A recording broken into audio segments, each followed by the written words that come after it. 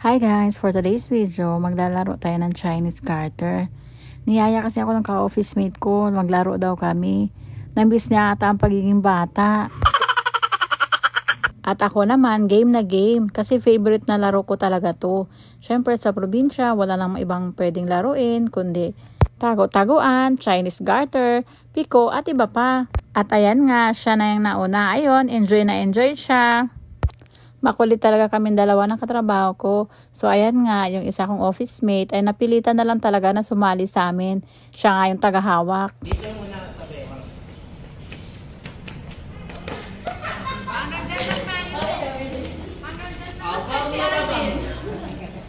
O ayan na nga, it's my turn.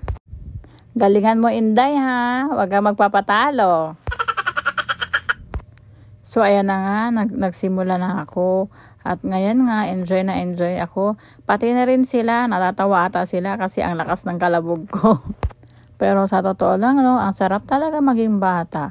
Dati gustong-gusto natin, lumaki na agad tayo.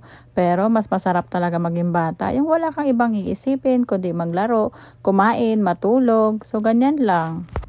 Ako dyan ang giayo og dula. Bahalag tambok, basta kabalo mo lukso. Bitaw, tinuod sa probinsya jud, magadulat sa mamod to. Pag uli dyan namos balay, bali na yung pagkahugawa among uniform. Kasi dagan-dagan, mag Chinese garter, lukso-lukso. Mga oras dyan ay kalingawan ko dito sa probinsya sa una. So pag uli dyan balay, bali na dyan kahugawa ang sanina. Ay, bunalan jud. Samtang nagadula mi no, na-realize pod na ako, no, bukod sa na-enjoy ko, nga tsada piyadjud sa probinsya or tsada gitong mga batang 90s ba, kay dami ito ng mga dula, magdagandagan, ingon anak jud, unya, kanang, kuan po ka ba, ma-exercise jud ka, unya, diligod pares karon nga pura man jud cellphone, wala na jud outside nga dula, mga bata sa una, mga himsog, di jud ka estanan. Thank you for watching guys, bye!